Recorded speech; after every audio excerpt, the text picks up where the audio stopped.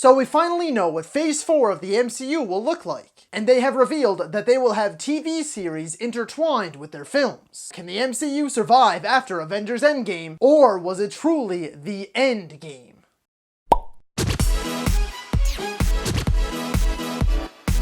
Hello ladies and gentlemen, and movie lovers of all kind, and welcome to a Let's Discuss video. For today's topic, we will be looking at Phase 4 of the Marvel Cinematic Universe. Before we get started, check us out on social media. We're on Facebook, Twitter, and Instagram at BamTubeTV. Now, back to the video. So just recently, Phase 4 in its entirety was revealed to the world. And we had a few other projects officially announced, but we were given no official release date, so we are assuming that they are a part of Phase 5. So first, we will tackle Black Widow. First off, apparently a chunk of it takes place after Civil War, but it also explores her past quite a bit. Taskmaster is the villain, and it is said to have very gritty and brutal and kick-ass fight sequences. I am super excited for David Harbour to be in it. I know that there are other bigger names in this movie as well, but I'm a huge fan of Stranger Things. I love David Harbour, even in the Hellboy reboot, which was garbage, so I'm super excited to see him in the MCU, and I hope he gets a bigger role than his brief stint in the DCEU. It definitely has the potential to be R-rated, especially from the darker little bits and pieces that we've seen from Natasha's past, and it is about damn time that this woman, through all of her hard work, has finally gotten her solo movie.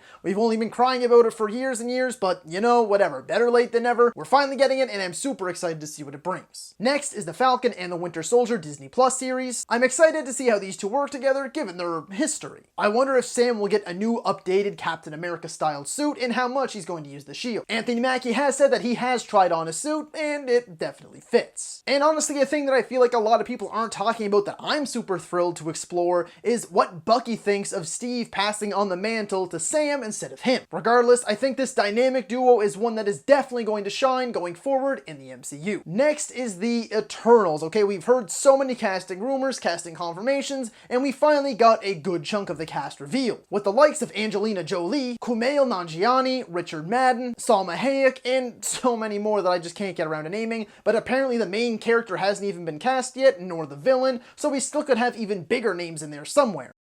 I feel like these guys have the potential to be the next Guardians of the Galaxy. And by that I mean that they're a relatively unknown group of characters slash team that are very well known to comic book lovers, but to mainstream audiences, you know, we don't really know who they are. But I feel like this movie is going to be so good that after the movie, there's going to be sequels announced, and it also has the potential to blow the MCU wide open and give us another massive rollicking space sci-fi adventure. Next up is Shang-Chi and the Legend of the Ten Rings. Simu Liu, I hope I'm pronouncing that right, was cast as the titular Shang-Chi, and I sure as hell know that this guy is going to kick ass. There's rumors of Donnie Yen being in it, and honestly, I really hope that they are able to nab some of the guys from the Raid movies and make some stellar fight sequences. Adding on to that, it has been confirmed that they will have the real Mandarin in this movie, so comic book lovers and fans alike everywhere will be screaming at the top of their lungs with joy over that one after the Mandarin's treatment in Iron Man 3. After that is the WandaVision series. Again, not Wanda Vision, not WandaVision, not Wanda and the Vision, WandaVision.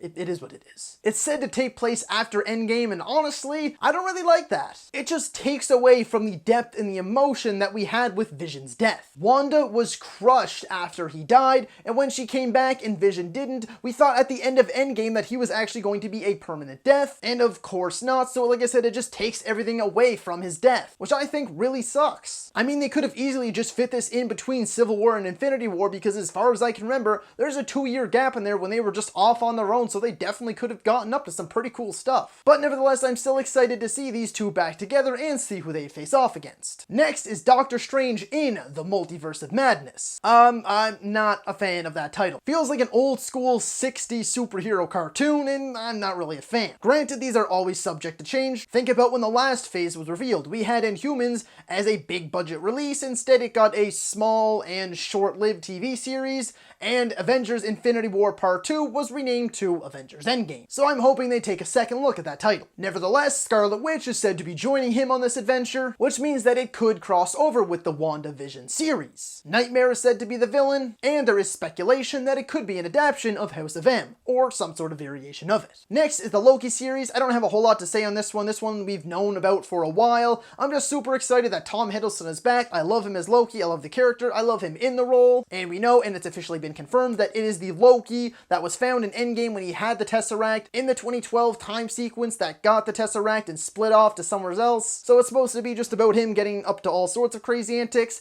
It definitely has that awesome mystic vibe to it because, you know, he's the god of mischief. He has the Tesseract, and I can feel like it's almost going to be sort of a comedy of errors type show. Regardless, I'm excited. I'm so happy that Hiddleston is back, and I think it really could be a slam dunk. Next up is the What If Disney series. Firstly, it's animated, and I doubt it will tie in with the MCU. But regardless, it has a ton, and I mean a metric ton of possibilities and lots of source material to pull from. There has been a comic series based off this idea, and it has very super cool ideas on its own, but in today's modern climate and the MCU the way it's been established already, I feel like there is so many more directions they could go in now. Pair that with the fact that a lot of the actual cast will be coming back to reprise their roles as their respective characters, just in animated form. And now second to last is the Hawkeye Disney Plus series. Yes, Jeremy Renner is set to star, and he damn well deserves it. By far the most underrated and picked on Avenger, despite all of his hard work and efforts. The character of Kate Bishop is set to star alongside him and act as his sort of protege. I don't really know where they're going to take this series. I don't know if it's going to be kind of like a home on the range practicing archery kind of thing, or if he's going to teach her to be an international assassin. Really, I can't see Hawkeye wanting to leave his family again without the guarantee of safety, but nevertheless, I'm super pumped to see where this series takes us. And lastly is a big one. It is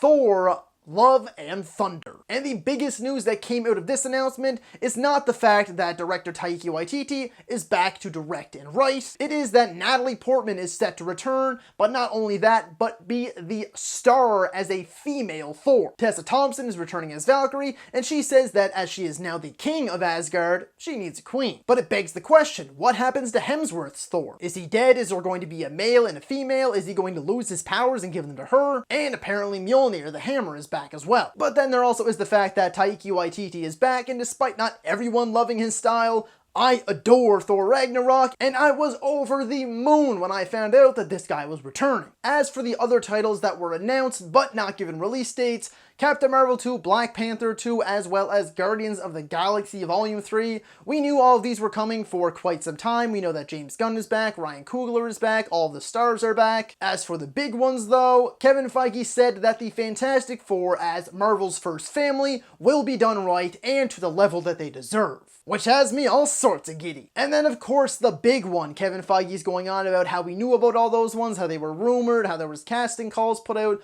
all of this stuff, but there was one, just one that he doesn't think was rumored.